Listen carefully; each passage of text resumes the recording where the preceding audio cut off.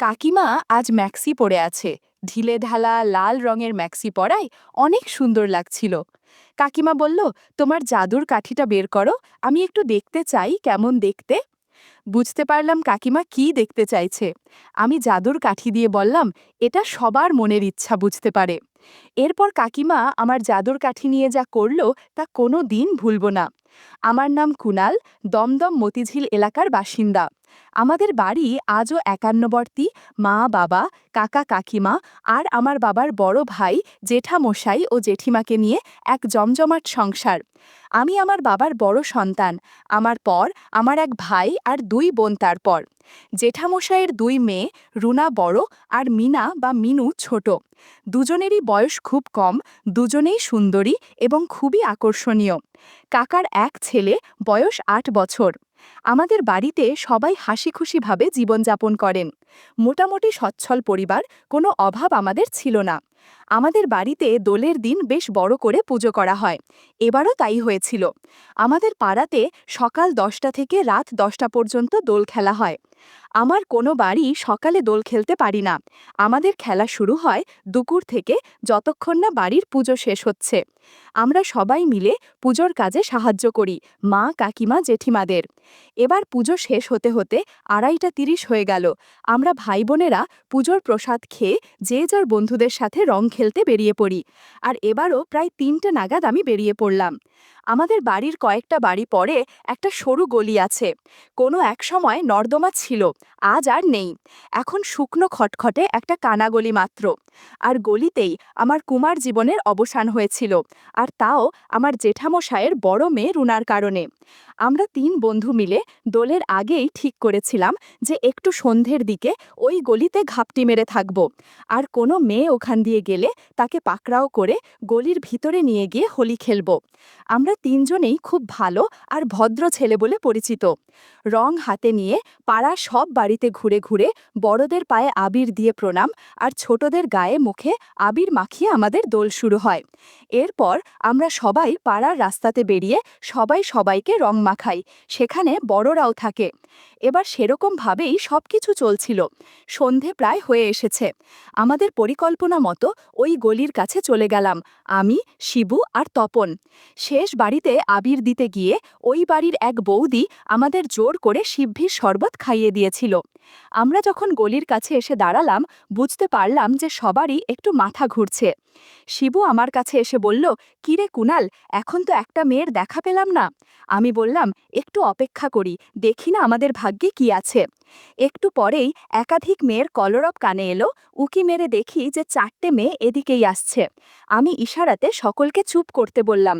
শিবু গলির বাইরে দাঁড়িয়ে আছে, আমি আর তপন গলির একটু ভিতরে। মেয়েগুলো কাছাকাছি আসতেই শিবু এগিয়ে গিয়ে বলল, তোমাদের একটু রং মাখাবো। একটি মেয়ে বলল, তাতে আবার জিজ্ঞেস করতে হবে নাকি, রং মাখাবে তো মাখাও। শিবু বলল, এই গলির ভিতরে এসো, বলেই মেয়েটিকে হাত ধরে ভিতরে নিয়ে এলো। আর ওই মেয়েটির সাথে বাকি ৩জনেই গলির ভিতরে এসে দাঁড়ালো। সবাই গলির ভিতরে ঢুকতেই আমাদের দেখে বলল, তোমরাও রং মাখাবে আমাদের?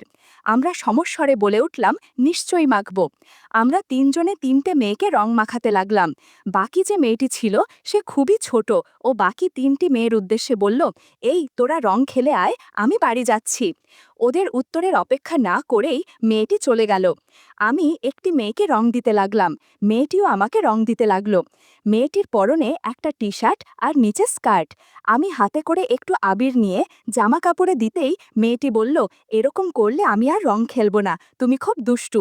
আমি বললাম, হোলি মানেই আনন্দের দিন, এভাবে রাগ করতে নেই। গলির মধ্যে আবছা আলোতে আমি লক্ষ্য করলাম মেয়েটির কাছে 2টো বাতাবি লেবু আছে। বন্ধুরা, তোমরা বুঝেছ তো কোন লেবুর কথা বলছি? মেয়েটিকে না জানিয়েই বাতাবি লেবু নিয়ে খেতে লাগলাম, কিন্তু মেয়েটি দিতে চাচ্ছিল না, শুধু বলছিল, এটা দেয়া যাবে না, আমি কিন্তু চিৎকার করব। আমি বললাম, তা করো গিয়ে, লোকজন আসলে তোমাদেরই সমস্যা হবে, আমাদের বেশি কিছু হবে না। আমার কথা শুনে মেয়েটি চুপ হয়ে গেল। একটু পর আমি শিবু আর তপনকে ডাক দিলাম। বাতাবি লেবু খাওয়ার জন্য বাতাবি লেবু খেয়ে 40 মিনিটের মতো হোলি খেললাম। শিবুকে বললাম, আমার পিচকারিতে অনেক জল আছে, এক্ষুনি সব জল মেয়েটিকে ছুঁড়ে দিব। প্রথমে আমি জল দিলাম, এরপর শিবু আর তপন জল ছুঁড়ে দিল। আমরা ৩ বন্ধু হোলি খেলা শেষ করে মেয়েটিকে বললাম, এবার বাড়ি যাও। মেয়েটি ধীরে ধীরে উঠে বসে আমার দিকে তাকিয়ে বলল, আমি তোমাকে চিনতে পারছি না। যদি চিনতে পারতাম তাহলে তোমার বাড়ি গিয়ে নালিশ করে আসতাম। আমি বললাম, দেখো, যা হবার হয়ে গেছে। আমিও তোমাকে চিনি না, তুমিও আমাকে চেনো না। এবার বাড়ি যাও, গিয়ে ফ্রেশ হয়ে নাও। হ্যাঁ, আর একটা কথা, তোমার তো কোনো ছেলে বন্ধু নেই, আর আমার কোনো মেয়ে বন্ধু নেই। যদি আমাকে তোমার বন্ধু করতে চাও তো কাল সন্ধ্যের সময় এখানে এসো, আমি এখানে তোমার জন্যে অপেক্ষা করব। এর উত্তরে বলল, কেন, একবার করে বুঝি মন ভরেনি? কালকেও হোলি খেলবে নাকি? শুনে আমি একটু হেসে বললাম, কাল যদি তুমি নিজের ইচ্ছায় না দাও তাতেও কোনো সমস্যা নেই। আমরা শুধু গল্প করব আর দুজনে দুজনকে চিনে নেব। ও আর কোনো কথা না বাড়িয়ে বাড়ি চলে গেল। শিবু বলল, আজকের হোলি দারুণ হয়েছে, অনেক মজা করেছি। আমরাও ওর কথাতে একমত হলাম। আর দেরি না করে গলি থেকে একজন একজন করে বেরিয়ে এলাম। কিছুক্ষণ এদিক ওদিক ঘুরে বেরিয়ে যে যার বাড়ি চলে গেলাম। রাতে বাড়ি ফিরে বাথরুম ফাঁকা পেয়ে সোজা ঢুকে পড়লাম আর ভালো করে সাবান শ্যাম্পু দিয়ে স্নান করে বেরিয়ে এলাম। একটা বারমুডা আর টি শার্ট গায়ে দিয়ে সোজা রান্নাঘরে গেলাম, যদি কিছু খাবার পাওয়া যায়। অনেক খোঁজখুঁজির পরে দুপুরের খিচুড়ি প্রসাদ পেলাম। একটা বাটিতে সেটাই নিয়ে খেতে শুরু করলাম। খাওয়া শেষ করে বেরিয়ে এসে জল খেলাম আর সোজা বসার ঘরের দিকে চললাম টিভি দেখব বলে। বসার ঘরের আগে রুনা আর মিনুর ঘর, সেখান দিয়ে যেতে গিয়ে খুব চাপা গলায় কিছু কথা শুনতে পেলাম। মিনুরে ওই ছেলেগুলো হোলি খেলে আমার অবস্থা খারাপ করে ফেলেছে। এরপর মিনু বলল, যাই বল দিদি, এই প্রথম হোলি খেলে অনেক আনন্দ হয়েছে। প্রথমে একটু অদ্ভুত লাগলেও পরে ভালোই লেগেছে। ওরা এক্ষুনি বেরোবে, তাই আমিও চট করে ওদের ঘরের সামনে থেকে সরে গেলাম আর বসার ঘরে গিয়ে টিভি চালিয়ে দিলাম। ভাবতে লাগলাম, গলির মধ্যে আমরা ৩ বন্ধু যাদের সাথে হোলি খেলেছি, তার আমার বোন, রুনা আর মিনু। আর কালকে যদি আমাকে দেখে ওরা বাড়িতে বলে দেয় তো মহা বিপদ হয়ে যাবে। ভাবতে লাগলাম কি করা যায়। শিবু বা তপনকে বলা যাবে না, তাহলে ৫ কান হবে। যা করার আমাকেই করতে হবে। রুনা মিনু রাতের খাবার খেয়ে বসার ঘরে এলো। আমাকে দেখে রুনা বলল, কিরে দাদা, তোর রং খেলা কেমন হলো? আমি বললাম, ভালোই, প্রতিবার যেমন হয় সেরকমই। করে ভাবতে লাগলাম, বলবো নাকি যে ওই গলিতে ৩টে মেয়েকে রং মাখিয়েছি, আর এটা বললে ওর বুঝতে পারবে যে আমরা ৩ জনেই ওই গলিতে ছিলাম। আমাকে চুপ করে থাকতে দেখে মিনু বলল, কিরে দাদা, চুপ করে আছিস কেন? আমি বললাম, আমার ভীষণ গরম লাগছে, আমি ছাদে যাচ্ছি। সাথে সাথে রুনা আর মিনুও বলল, আমরাও ছাদে যাব। আমি ওদের কথা শুনে সোফা থেকে উঠে সিঁড়িতে পা দিলাম। ওদিকে রুনা মিনু দুজনেই মাকে বলল, মা, আমরা দুজনে দাদার সাথে ছাদে যাচ্ছি। মার উত্তর, ঠিক আছে, তোমরা ছাদে যাও, রান্না হলে তোমাদের ডাকবো। আমি ওদের আগেই ছাদে চলে এলাম। কোথায় বসবো ভাবছি। এরই মধ্যে রুনা মিনু ছাদে উঠে এলো আর সাথে একটা মাদুরও নিয়ে এসেছে। মাদুর বিছিয়ে আমাকে রুনা বলল, আয় দাদা, মাদুরে বস। আমিও মাদুরে গিয়ে বসলাম। বসার পরে মিনু জিজ্ঞাসা করল, এবার তো আর গরম লাগছে না? এবার বল, আজ তোরা ৩ বন্ধুতে নতুন কিছু করলি কিনা? আমি বললাম, ঠিক আছে, আমি সব বলবো, কিন্তু তার আগে তোরা বলবি। মিনু বলল, না না, আগে তুই বল না দাদা। অনেক তর্ক করার পর রুনা বলল, ওই যে আমাদের কয়েকটা বাড়ির পরে যে কানাগলি আছে, সেখানে ৩টে ছেলে দাঁড়িয়েছিল। আমরা কাছে যেতেই আমাদের জোর করে গলির ভিতরে টেনে নিয়ে যায়। তবে আমরা কেউই ওদের চিনতে পারিনি। রম মাখা মুখ আর অন্ধকার থাকার ফেলে কিছুই বুঝতে পারিনি ওরা কারা। আমি বললাম, তোরা আগে বল, কি কি হলো সেখানে, সব খুলে আমাকে বল। আর আমি কথা দিচ্ছি যে আমি তোদের কিছুই বলবো না। তোদের পরে আমি যা বলবো তাতে তোরাও কিছুই বলতে পারবি না আমাকে বা বাড়ির কাউকে। মিনু মুখ নিচু করে বসে আছে। বুঝলাম মিনু কিছুই বলবে না। তাই আমি বললাম, ঠিক আছে, আমি নিচে যাচ্ছি। তোরা যখন আর কিছুই বলবি না, তো এখানে চুপ করে বসে থেকে কি হবে? এই বলে আমি উঠে দাঁড়ালাম। আর তাতেই মিনু আমার হাত ধরে বলল, দাদা, যাস না রে, আমরা সব বলবো। দেখ, আমাদের তো এই সব কথা বলার আর কেউ নেই। তুই আমাদের একাধারে দাদা আর বন্ধু, তাই তোকেই আমাদের আজকের ঘটনা বলছি। মিনু বলল, ছেলেগুলো আমাদের থেকে বাতাবি লেবু নিয়ে খেয়েছে।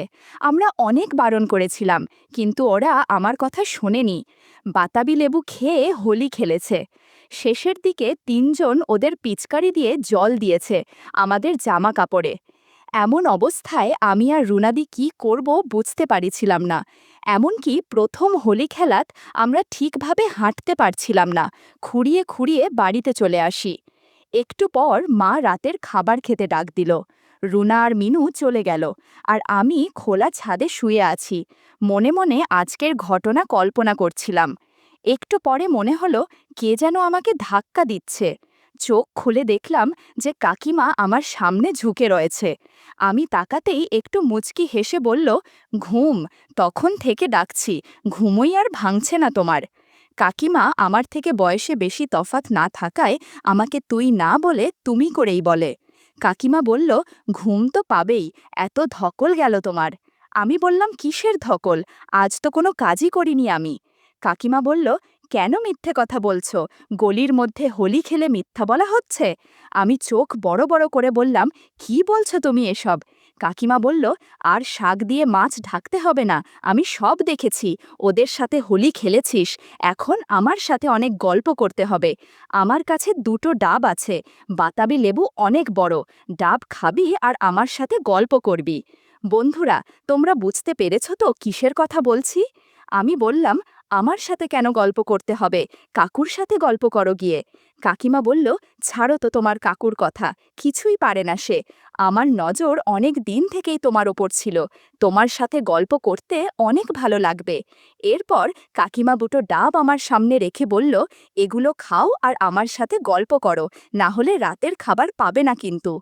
আমি আর কথা বাড়ালাম না, খোলা আকাশের নিচে কাকিমার সাথে কিছুক্ষণ গল্প করলাম আর ডাব খেলাম। বন্ধুরা, তোমাদের বলে রাখি, আমার কাকিমা কিন্তু অনেক সুন্দরী। কাকিমা বাড়িতে শাড়ি আর ব্লাউজ পরে থাকেন, মাঝে মাঝে ঘুমানোর আগে ম্যাক্সি পরে ঘুমান। যাই হোক, গল্প করার পর আমাকে বলল, রাতে আমি তোমার ঘরে যাব, তুমি দরজা হালকা চাপিয়ে রাখবে কিন্তু, যদি তা না করো তো তোমার কপালে খুব দুঃখ আছে। এখানে ভালোভাবে গল্প করতে পারিনি, তাই আবার রাতে তোমার ঘরে গিয়ে গল্প করব। আমি বললাম, ঠিক আছে, তুমি যা বলবে তাই করব। কাকিমা খুশি হয়ে বলল, এখন রাতের খাবার খাবে চলো। আমরা নিচে নেমে এলাম, সোজা গিয়ে খাবার টেবিলে বসলাম। দেখলে রুনা, মিনু, জ্যাঠা, বাবা, কাকা সবাই আমার জন্য বসে আছে। আমরা সবাই খাওয়া দাওয়া সেরে যে যার মতো শুতে চলে গেলাম। আমি আমার ঘরে গিয়ে শুয়ে পড়তেই ঘরের দরজা একটু ফাঁকা করে কেউ একজন ঢুকল। বুঝলাম কাকিমা এসেছে। কাকিমা ঢুকে দরজা ভালো করে বন্ধ করে আমার পাশে বসে বলল, কি গো, ঘুমিয়ে গেলে নাকি, তোমার সাথে গল্প করতে এসেছি। আমি উত্তর দিলাম, না না, ঘুমোইনি। এবার কাকিমা বলল, তোমার কাছে একটা জাদুর কাঠি আছে, জাদুর কাঠিটা বের করো, আমি একটু দেখতে চাই কেমন দেখতে। বুঝতে পারলাম কাকিমা কি দেখতে চাইছে। আমি জাদুর কাঠি দিয়ে বললাম, এটা সবার মনের ইচ্ছা বুঝতে পারে। কাকি বলল, আমার এই জাদুর কাঠি দিয়ে আর গল্প করব। আর কথা না বাড়িয়ে কাকি আর আমি গল্প করতে শুরু করলাম।